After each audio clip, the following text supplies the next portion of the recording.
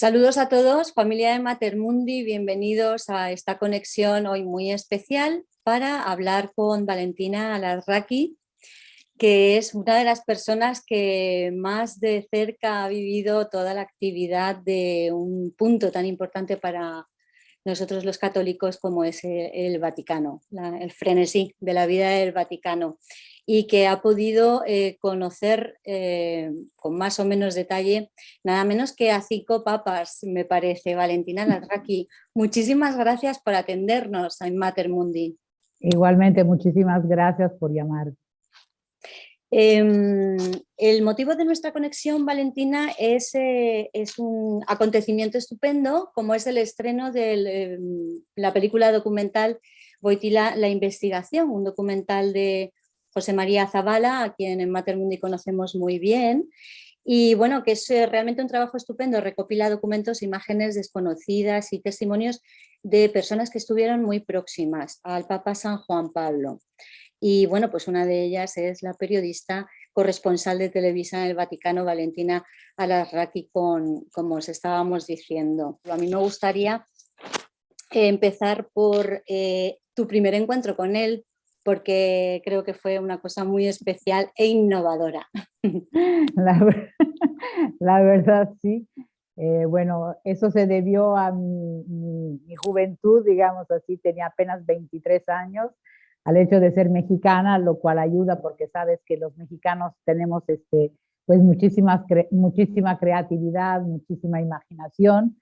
Y resulta que, bueno, tuve la enorme suerte de que Juan Pablo II, San Juan Pablo II, eligiera como primer país para visitar después de su elección a México.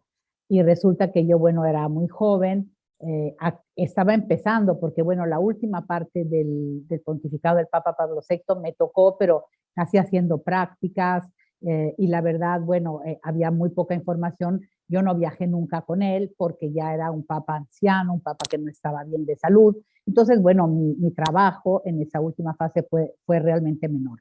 Yo empiezo sobre todo con con los cónclaves del verano de 1978. Bueno, resulta que pues Juan Pablo II decide que va a ir a México y mi jefe entonces, el licenciado Jacobo Zabludowski, me dice en la víspera de este viaje histórico, me tienes que entrevistar al Papa. Yo era muy novata, muy joven, pero sabía que no se entrevistaban a los papas. Y él me dijo, bueno, chiquita, luego me cuentas cómo resolviste tu problema. Y yo la verdad pensé que era debut y despedida, porque dije, bueno, me van a despedir porque yo nunca voy a poder entrevistar a Juan Pablo II. Y entonces ahí entra la juventud, lo mexicano, esta creatividad que tenemos, y durante toda la noche no duermo, y en la mañana muy temprano voy a casa de un amigo que yo recordaba tenía un sombrero de charro, y voy a la audiencia general, porque la suerte quiso que el viaje fuera un jueves y el miércoles había audiencia, y era adentro, en el aula Pablo VI. Entonces yo me escondí detrás de unas plantas que había fuera del aula, y me escondí con el camarógrafo, pálido porque cuando empezó a entender cuáles eran mis intenciones, el sombrero de charro, el micrófono, el cable, en fin, todo. Y llega el automóvil del Papa y bueno, el primero que baja es el del protocolo, digamos, de la Casa Pontificia, que era un monseñor francés muy estirado al estilo Pablo VI. Obviamente, pues era el protocolo, el estilo del Vaticano. Y me mira como queriéndome matar, horrorizado, porque claro, yo empiezo a salir con el sombrero de charro, el micrófono y todo, y el camarógrafo detrás mío. Y en eso yo me volteo para ver a Juan Pablo II y veo un rostro absolutamente sonriente, como si ver a una pelirroja joven en el Vaticano con un sombrero de charro y un micrófono fuera absolutamente pan de todos los días.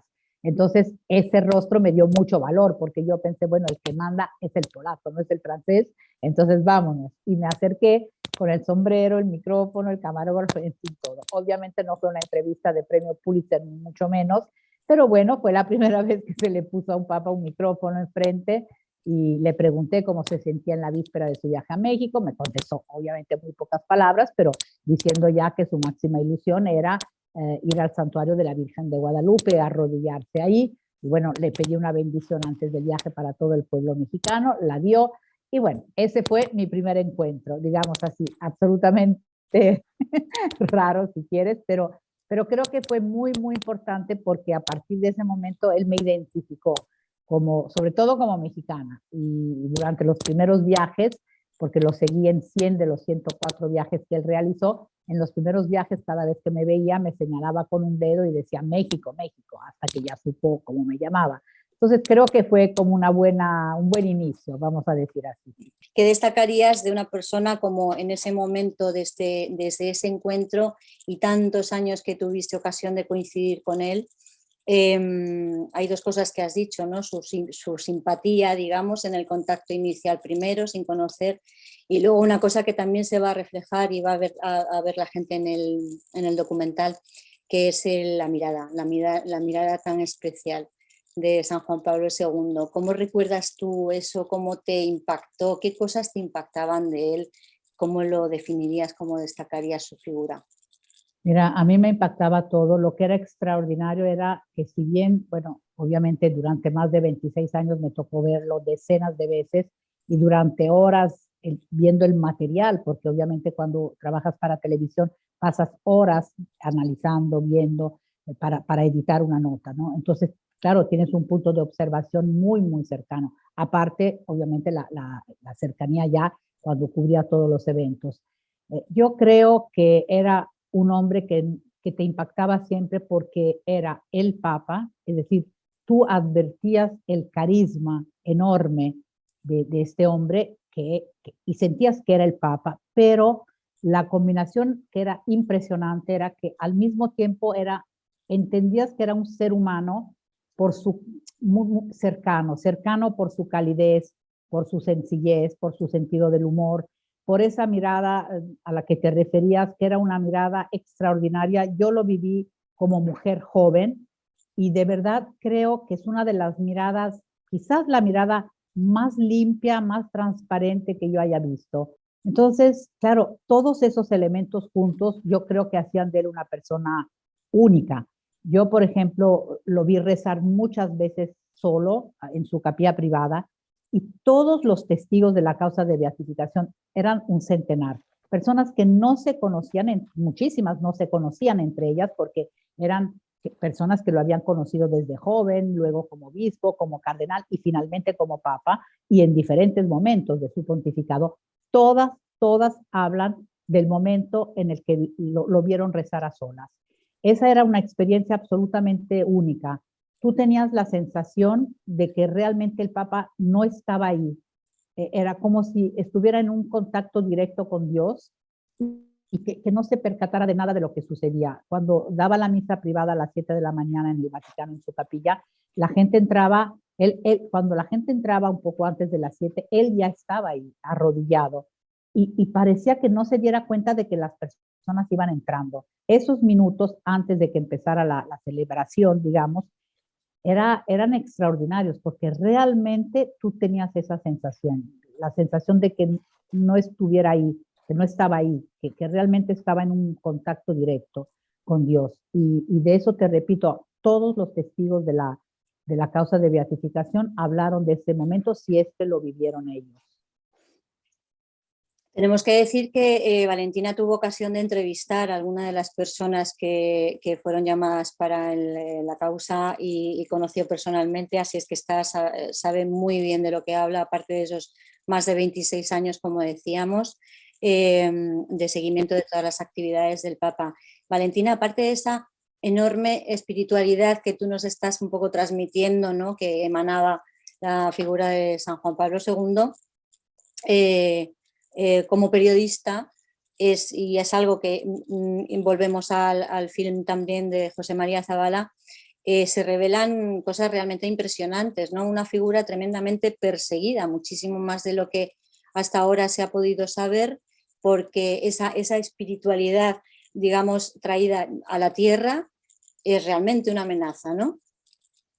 Yo creo que desde el primer momento de su pontificado, él representó una amenaza, sobre todo para el bloque soviético, para la Europa del Este, sobre todo porque la combinación extraordinaria era este misticismo, que era evidente en él, con el ser un gran hombre de acción, un gran líder.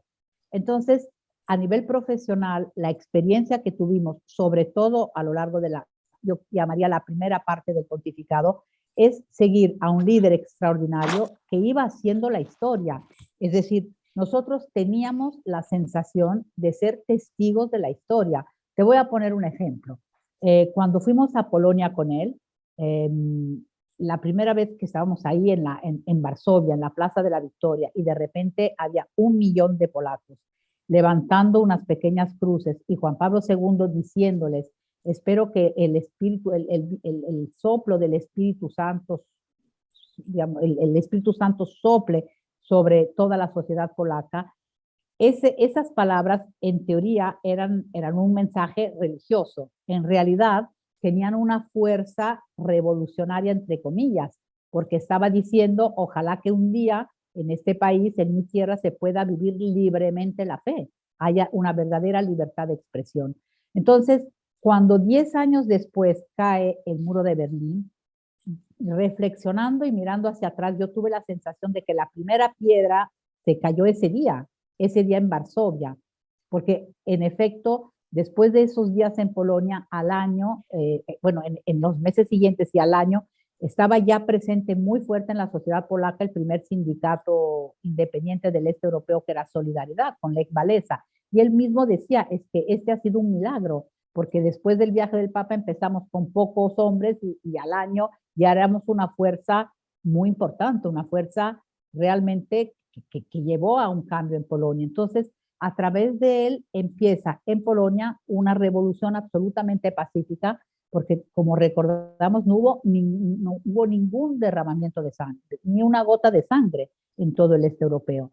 Vimos las manifestaciones en los astilleros de Gdansk con Solidaridad, la imagen de la Virgen de Czestochowa en las rejas de los astilleros, la imagen del Papa, pero todo se fue como por un camino religioso. Claro, históricamente esto coincide con la llegada al poder de Mikhail Gorbachev, entonces él mismo reconoce que los dos juntos lograron la caída del muro de Berlín, obviamente por dos caminos totalmente diferentes. Juan Pablo II, de un punto de vista espiritual religioso, pidiendo que hubiese una Europa unida desde el Atlántico hasta los Urales, porque los dos bloques, las dos Europas tenían raíces cristianas comunes, y Mikhail Gorbachev con toda su glasnost y perestroika, pero finalmente coinciden estos dos grandes líderes y se llega a la caída del muro de Berlín. Entonces es obvio que un hombre así que logró eso es normal que fuera considerado una gran amenaza. Es decir, los polacos cuando lo eligen sabían bien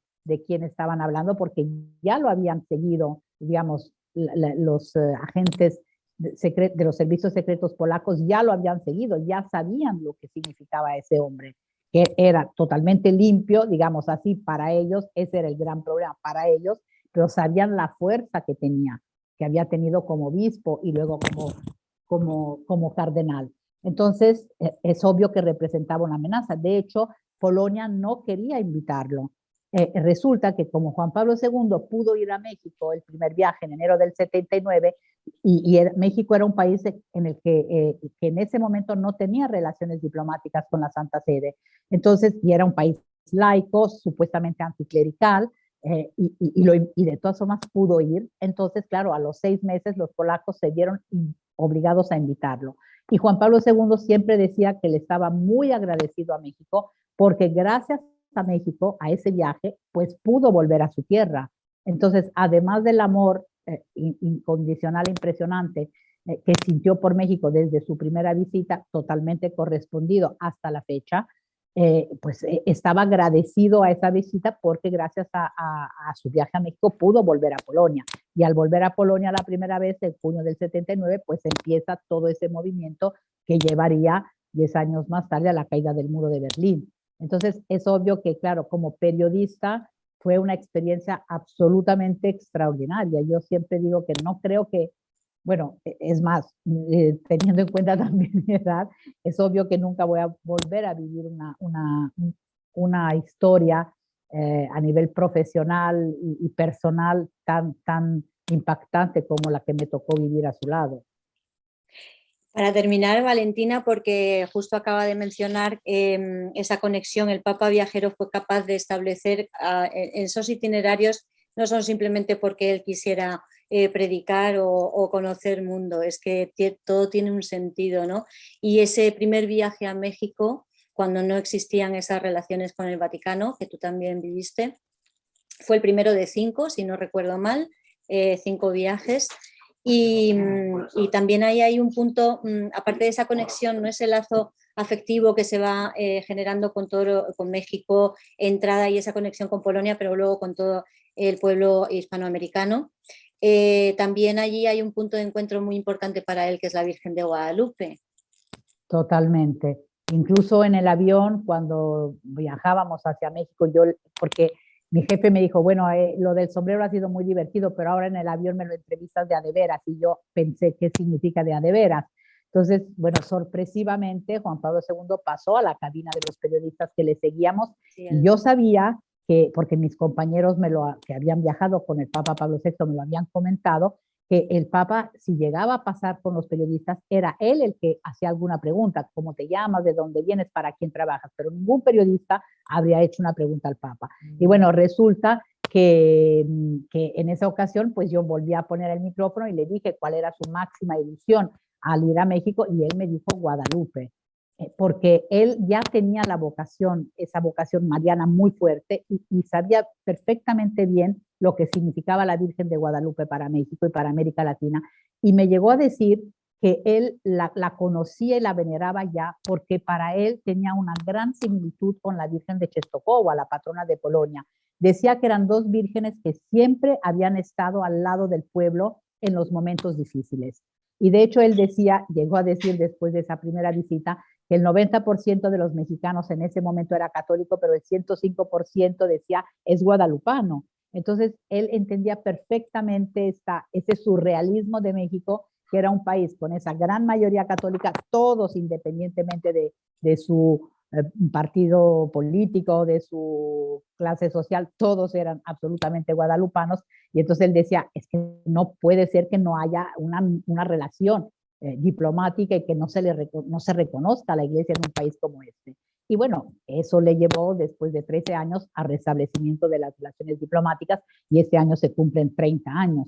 Pero Juan Pablo II entró a México de la mano de la Virgen de Guadalupe. Y lo primero que quiso hacer fue arrodillarse a sus pies en la basílica y poner en manos de ella todo su pontificado, su presente, su futuro, sus alegrías y sus sufrimientos.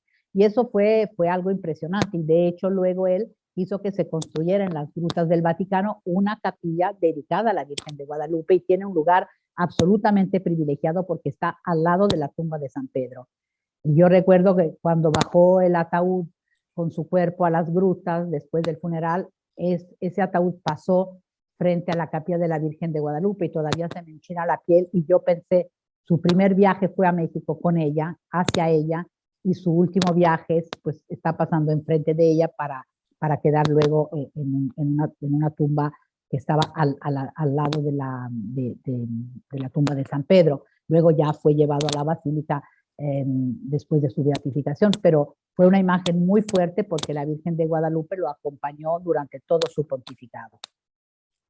Si esto les parece poco para ir a ver el documental de Wojtyla, la investigación, donde hay esto y muchísimo más, yo quiero, Valentina, pedirte que des, no sé, 1, 2, 3 razones por las que hay que ir sin falta a ver una película documental sobre el Papa San Juan Pablo II. Mira, se han hecho muchas películas, muchos documentales sobre Juan Pablo II, pero creo que esta tiene algo más. Tiene algo más debido sobre todo a las personas que participan en ella, en esta película, porque son todas personas que realmente estuvieron cerca de Juan Pablo II, que realmente lo conocieron, y creo que escuchar su testimonio pues ayuda muchísimo a entenderlo todavía mejor. Eh, la razón por la que hay que ir es porque sobre todo en México ese amor absolutamente extraordinario que sintieron por Juan Pablo II desde el primer día hasta el último día de su pontificado es un amor que está presente, que es vigente. Yo lo compruebo cada vez que pongo algo sobre Juan Pablo II en mis redes. Es impresionante la respuesta de las personas. Fuera solo por eso, valdría la pena. Y la tercera razón es porque en México el amor por Juan Pablo II se pasa de generación en generación. Podríamos pensar que los niños y los jóvenes de hoy no le conocen. En realidad le conocen porque sus abuelos o sus papás, todos les cuentan algo que vivieron en una de las 5 visitas o en algún momento que vinieron al Vaticano. En todas las casas hay un recuerdo, una foto, un pequeño altar dedicado a Juan Pablo II. Pero de todas formas, los niños y los jóvenes que no lo conocieron, creo que tienen ahora con esta película también una enorme oportunidad para conocerle mejor. Y bueno, los papás y los abuelos que sí lo vivieron de cerca, pues una oportunidad extraordinaria para recordar a este santo, que es un santo de nuestros días, y como nosotros decimos en México, fue un papa mexicano. Entonces, aunque a muchos países no le guste, él se sentía un papa mexicano y todos lo vivimos así. Entonces, creo que todas estas razones son muy buenas razones para ir a ver esta película. Fantástico, Valentina, pues ahí queda, no hay nada más que añadir porque esa es la gran recomendación, así es que para todos los amigos de Mater Mundi en México, que nos siguen muchísima gente y desde aquí damos un saludo de corazón porque es una audiencia muy fiel, la de México y otros muchos países, gracias a Dios, pues ahí está, la recomendación de una de las personas que más tiempo pasó cerca de San Juan Pablo II, nada menos. O sea, Valentina Larraqui, muchísimas gracias. Muchísimas gracias a ti, a todo el auditorio en España, en México, en América Latina.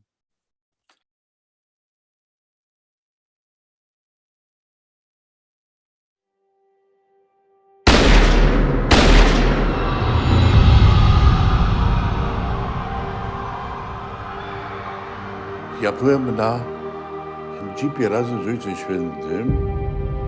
On stracił 3/4. Był po prostu wykrwawiony. Poche ore prima dell'attentato di Ali Agca a Giovanni Paolo II in piazza San Pietro, la madre Speranza, nella solitudine della sua cella, iniziò a vomitare sangue. E Giovanni Paolo II dice: ogni passo importante della mia vita è accompagnato dalla sofferenza e dolore di qualcuno che mi vuole bene. Życie Jana Pawła II było naznaczone cierpieniem.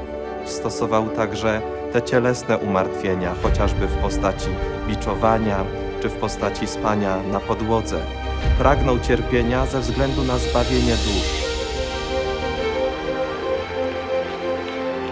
Il Santo Padre ha cominciato a ridere fino alle lacrime che gli uscite.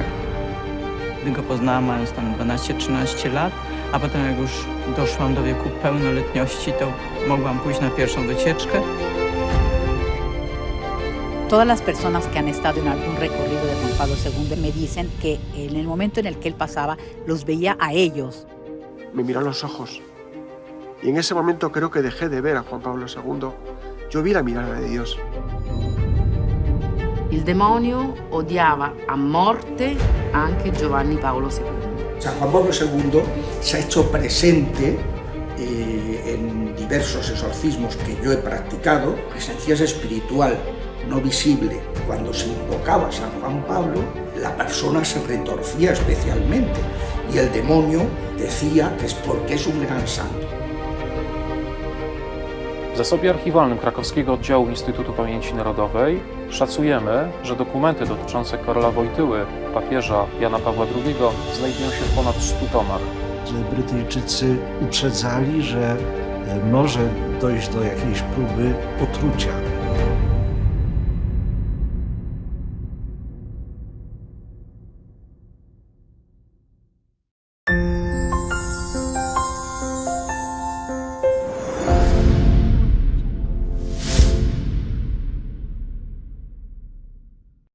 Mater Mundi no es una asociación, Mater Mundi es una familia que se dedica a compartir el Evangelio y las maravillas que Dios ha hecho en la vida de tanta gente. Te lo digo a ti, que ya tienes experiencia del bien tan impresionante que hacen estos vídeos.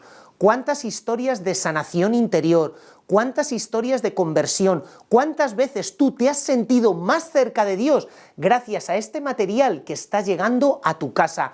Por eso te pedimos que nos ayudes a seguir realizando esta tarea de llevar el Evangelio. Aquí abajo aparecen todos los datos a través de los cuales tú puedes seguir colaborando económicamente para que tantos voluntarios de esta asociación, de esta familia de Mater Mundi, puedan seguir trabajando y llevando su Evangelio a todos los rincones. Muchísimas gracias por colaborar con nosotros.